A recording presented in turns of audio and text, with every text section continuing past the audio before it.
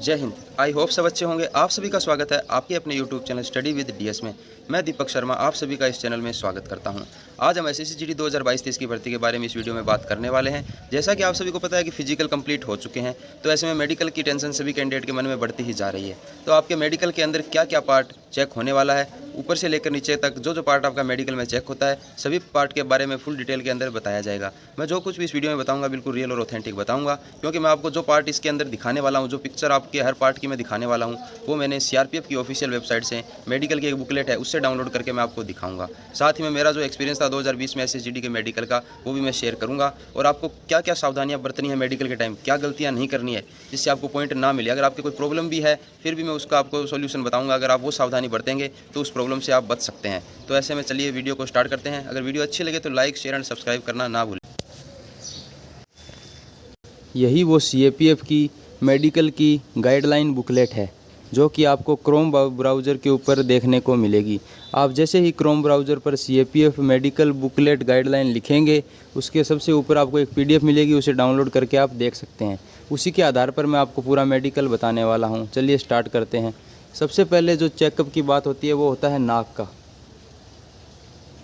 सबसे पहले तो ये दोनों पिक्चर आप देख लीजिए। नाक के अंदर ऐसी भी जो इसके अंदर जो प्रॉब्लम बताई गई है, ऐसी कोई भी प्रॉब्लम नहीं होनी चाहिए। अगर किसी कैंडिडेट के कोई प्रॉब्लम है तो जल्दी से जल्दी उसे डॉक्टर से सलाह लें और सही करवा लें। तो अब नाक को दो तरीके से दो पार्ट के अंदर चेक किया जाता है। एक तो डॉक्टर बिल्कुल सामने से आपको नाक को नॉर्मल अपनी आंखों से देखेगा कि हाँ बिल्कुल सही है, टेढ़ा मेढ़ा नहीं होना चाहिए।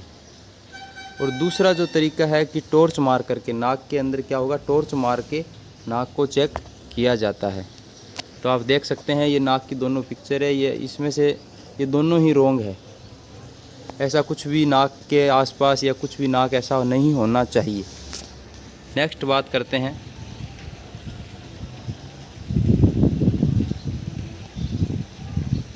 अब बात करते हैं दांत की। दांत की अगर बात की जाए तो टोटल आपको पता है कि 32 दांत होते हैं। 32 दांत में से अगर 28 दांत है तब भी कोई दिक्कत नहीं है। लगभग आपके 28 दांत होने ज़रूरी है। अगर आपके 28 दांत है तो आपको कोई भी प्रॉब्लम का सामना नहीं करना पड़ेगा। 28 दांत होने चाहिए। और दांतों की शेप जो है ये कुछ ऐसी होनी चाहिए जो इस पिक्चर के अंदर दिखाई गई है। जो सीएपीएफ की जो बुकलेट है उसके अंदर ये पिक्चर दिखाई गई है। इसे आप डाउनलोड करके आप खुद भी एक बार ज़रूर देखें। तो दांतों का ये सिस्टम है। अब कभी कोई कैंडिडेट का क्वेश्चन ये आ रहा है कि सर हमारे दांत आगे से थोड़ा टूटा हुआ है या सड़ा हुआ है। तो नॉर्मल अगर टूटा हुआ है, नॉर्मल सड़ा हुआ है, उससे कुछ नहीं, मतलब दांत होना चाहिए। ऐसा नहीं हो कि दांत ही पूरे 22 है तो आप फिट नहीं हो सकते। अगर आपके 28, 29, 30 दांत है और लगभग एक आधा दांत अगर टूटा हुआ है, सड़ा हुआ है, उससे कोई प्रॉब्लम नहीं होती है। ठीक है, आगे देखते हैं।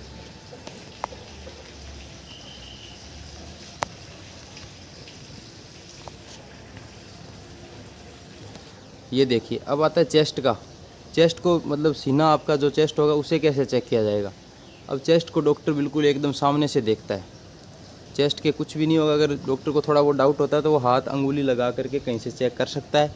बाकी चेस्ट को आपको बिल्कुल सामने से ही देखा जाएगा। अब इसके अंदर दो टाइप की चेस्ट बताई गई, एक ये चेस्ट है, एक ये चेस्ट है। तो यही दोनों चेस्ट गलत है, ऐसी चेस्ट नहीं होनी चाहिए। अगर ऐसी चेस्ट है तो आपको मेडिकल में अनफिट कर दिया जाएगा।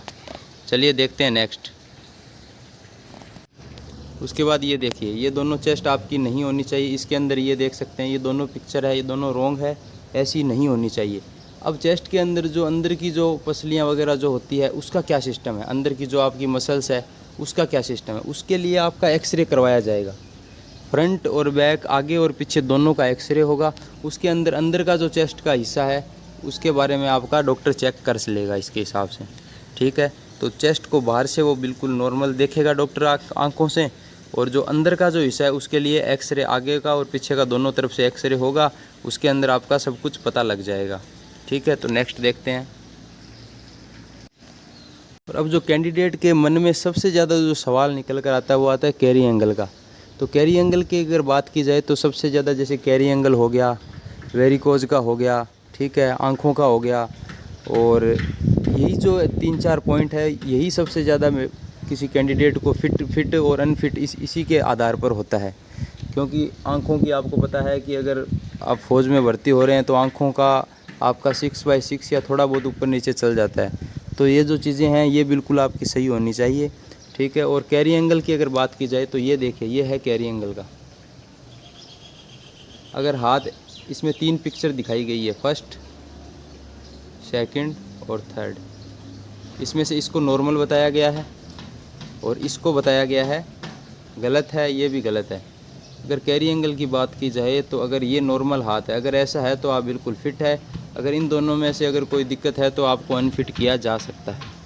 डॉक्टर कैरी एंगल को हमेशा ऐसे हाथ सीधा करके चेक करता है, तो अगर नॉर्मल पाया जाता है तो आप फिट है, नहीं तो अनफिट कर सकता है। अगर किसी डॉक्टर को कैरी एंगल में थोड़ा बहुत डाउट होता है तो उसके लिए देखते हैं क्या करता है वो। अगर डॉक्टर को डाउट होता है तो ये स्केल है कैरी एंगल नापने की, तो इस स्केल से भी आपका कैरी एंगल नापा जा सकता है।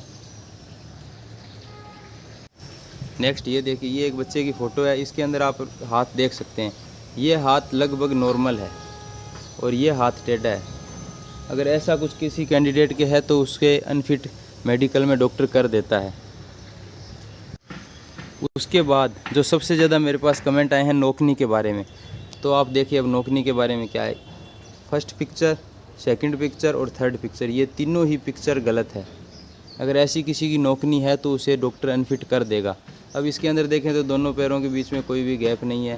इसके अंदर आदमी आगे झुका हुआ है और यह पैर, इसके अंदर देखें तो एक पैर आगे एक पीछे और आगे झुका हुआ भी है और इसके अंदर गैप ज़्यादा है। तो ये तीनों ही कंडीशन के अंदर नोकनी के अंदर कैंडिडेट अनफिट होता है। उसके बाद एक डॉक्टर का चेक करने का लगभग, यह जो मैं आपको पिक्चर दिखा रहा हूँ यह बहुत ही कम मेडिकल के अंदर देखा गया है। मैंने जितने भी कैंडिडेट से पूछा है, मैंने खुद ने मेडिकल दिया था, लेकिन यह चेकअप होता नहीं है क्योंकि इसके अंदर लगभग डॉक्टर को पता लग जाता है कि पैर में दिक्कत है या इसके अंदर है क्या। इसमें देखिए ये लगभग पैर बिल्कुल दोनों सही है। इसके अंदर अगर आप बात करें तो ये पैर अंदर की तरफ है, ये स्केल है, तो इससे पता लग जाता है कि ये पैर एक अंदर की तरफ या बाहर की तरफ मुड़ा हुआ है एडी के पास में से। तो आप ये बुकलेट क्रोम ब्राउज़र से जा कर के CAPF मेडिकल बुकलेट लिख करके PDF को डाउनलोड करके आप खुद भी चेक कर सकते हैं उसके अंदर क्या क्या डाटा लिखा हुआ है, कैसे कैसे, मतलब सब कुछ डिटेल में बताया गया है, ठीक है। तो मेडिकल के लिए पार्ट फर्स्ट हमारा कंप्लीट होता है। पार्ट सेकंड कल या परसों तक आपकी वीडियो आने वाली है। तब तक खुश रहिए, अच्छे से रहिए। जय हिंद, जय भारत।